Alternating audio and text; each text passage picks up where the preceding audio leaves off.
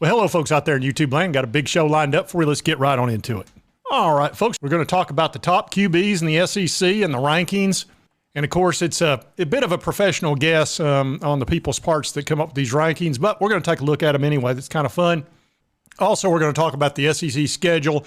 A lot of people are talking about, we're going to the 8 game, the 9 game. We're going to discuss that. We're going to talk about UT's recruiting and just all things Vols. And this is a good article from Saturday Down South by Matt Hayes, the top QBs in the SEC.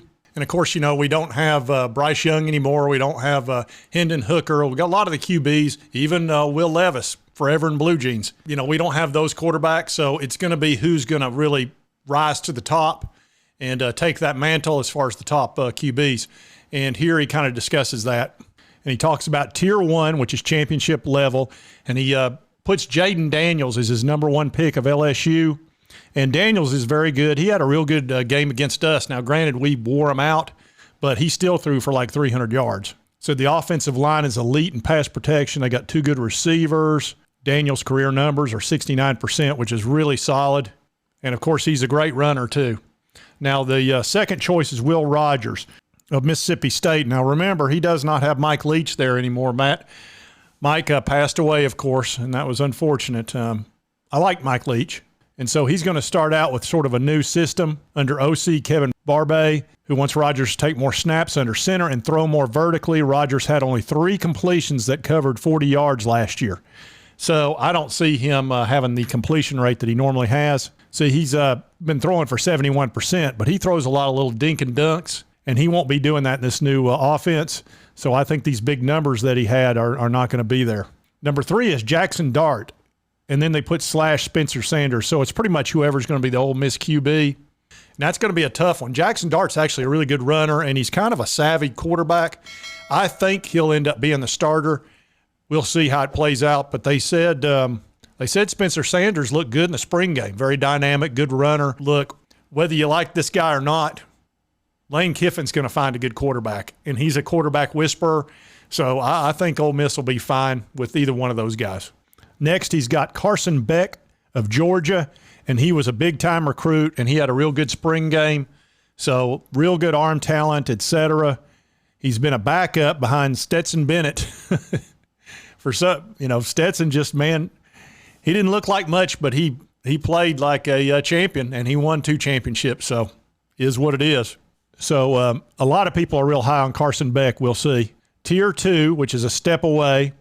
They've got Texas A&M's Connor Wegman, and this guy says he's all in on Bobby Petrino. We'll see. I'm not convinced that Bobby Petrino is going to be allowed to really control that offense, but Jimbo might let him. You never know. I highly doubt it, though. He said Wegman played well towards the end of the year with 8 touchdowns and 0 interceptions the last month, but I don't know. I'm not convinced on that. We'll see. Number 6, they've got Devin Larry. I believe he was at NC State. And he was very good in the ACC. Now he's got to play in the SEC. That's very different. So Kentucky had better get their offensive line figured out, or it doesn't matter who's playing quarterback. And I don't believe Devin Larry's really a running quarterback. I think he's more of a thrower. So if that offensive line struggles, he's going to get knocked around.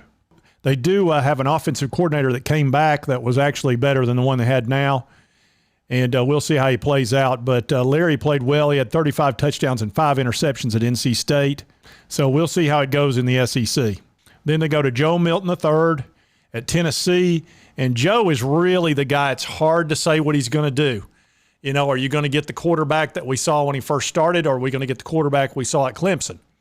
And they kind of talk about that a little bit in here. They talk about how he's been compared to Anthony Richardson, who was an elite athlete. He could stress defenses with his feet. At times a dangerous thrower. That's not Milton. He's a pocket quarterback, and that's true. He really prefers to throw the ball. He will run if needed. If he could start running a little bit more, he would become very dangerous because he can run.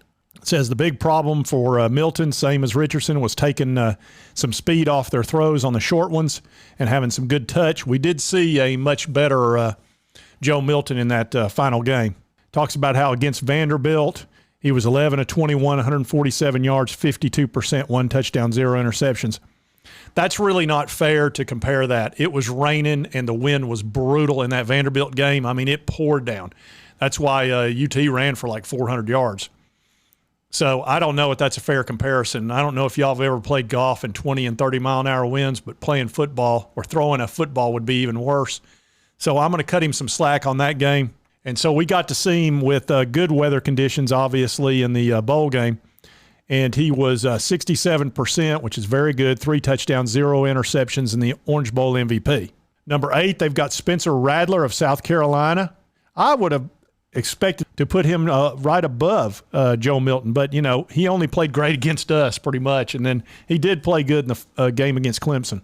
Talked about how poor he played in the early part of the season, then he came on and played well in the second half. So we'll see how that plays out. KJ Jefferson of Arkansas comes in at number 9.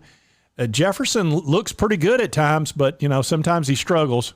Let's see who they've got. Tier 3, which are game managers. They start with Auburn's Peyton Thorne, and I think he just got there from Michigan State. Yeah, he came from Michigan State. TD ratio, 27 TDs, 10 interceptions in a weaker conference. So now Hugh Freeze is known for getting these guys squared away, so we'll see how that all plays out. Then Tyler Buckner of Alabama. Man, to go from Bryce Young to Tyler Buckner. Woof. I don't know. And I guess they're not thinking Jalen Milroe or Ty Simpson's going to be the starter. I don't know. I guess maybe that may be the case. You know, remember the offensive coordinator at Alabama was the guy that picked Tyler Buckner. Now, this is the guy that lost to Marshall, so we'll see. He will have a great team around him if he does start, a great offensive line. So that'll help him a lot. And a great defense, too. Vanderbilt, they've got A.J. Swan, good quarterback in a tough situation, true. Brady Cook of Missouri, same thing. There's old Graham Mertz, Graham Cracker Mertz of Florida. I don't know about him, man. He throws a lot of interceptions. And so that's it right there. That's probably not that bad a list, you know, right from the get-go. You know, with Milton, you just don't know, you know, which quarterback we're going to get. He seems to be getting better. He seems to be improving on his accuracy. I thought he looked good in the spring game. He was throwing darts, you know, and he was trying to run quite a bit, which is good. Now, granted, they were playing touch football, but he would be a tough guy to tackle if he gets going down the good path. So I'll be very interested to see that. Now let's talk about the schedule. Are we going to get a 9-game SEC schedule or an 8-game? I thought it was pretty clear we were going to do the 3-6-6, which is the 9-game SEC deal. More money, better for TV, etc. But it looks like there's a lot of teams that don't want it. And it's understandable why. An extra SEC games means an extra loss for about half the teams. Well, actually, that's exactly right, half the teams. But the half the teams that are going to lose, we know who they are. All right, we're talking about Vanderbilt, probably Kentucky, Mississippi State, possibly an Ole Miss, Arkansas, you know, etc. So we've got a lot of teams that don't want this. You know, I don't know where South Carolina stands on it, but they may not be real thrilled about it. Because understand, if you don't make a bowl game, you don't get any money for that. And on top of that, if you're the head coach, you'll get fired. So that one extra game that keeps you out of a bowl game could get you fired and cost you about $30 million over the next 3 years. So there's a lot of teams that aren't fired up about it. I think the 3-6-6, 9-game SEC is the way to go. But you will not get that premier Power 5 matchup that you will get with the 8-game. So we'll see how it plays out. If they stick with the 8-game, then you've only got the one permanent opponent, which for us, is that going to be Vanderbilt? You know, granted, you're still going to have 7 tough games, but I think a lot of people will be crying about that if the Vols' only permanent opponent is Vanderbilt. And a lot of people will be upset that we lose the Alabama game. I think they're meeting May 30th, and I don't know if we'll find out that week or not. It sounds like they're talking about it's 8-8 as far as the votes, or that it could be. So at some point, they're just going to have to vote, and it sounds like Greg Sankey doesn't want it to be that way. He'd rather have most of the teams agree and at least get, 10 or 12 of them to agree. He may not be able to, so they may just have to kind of force it. And lastly, as far as recruiting, they've been talking a lot about how it looks like we're definitely going to finish in the top 10 in 2024, which will be the first time we've had 2 top 10 recruiting classes since 2014 and 15, which would have been Butch Jones, I believe. Butch was a decent recruiter. He just wasn't that great at X's and O's. Brick by brick, baby. But we really need to get in the top 5, and if we could pick up some of these edge rushers, Winery, And of course, some of these other 5-stars, look, we're going to need at least 2 5-stars to be able to even come close to top 5. And that's where we're going to have to wind up on an average basis to contend for national titles. Now, I love the fact we're going to have a 12-team playoff. I love that. I think that's great. I would have preferred 16 teams, but the more I think about it, I like the 12 better because it makes the regular season count so much more, because obviously the top 4 get a bye. The next 4 get home court advantage in the first game, and the bottom 4 got to go away and play in somebody else's field. So I think that's super fair, and it makes the regular season very important. So 16 teams wouldn't have done that. So that's a lot of the stuff that's going on right now that people are really talking about. And I've had a lot of questions about that schedule. And, you know, it sounds like we're going to be continuing to wait until we finally get a vote.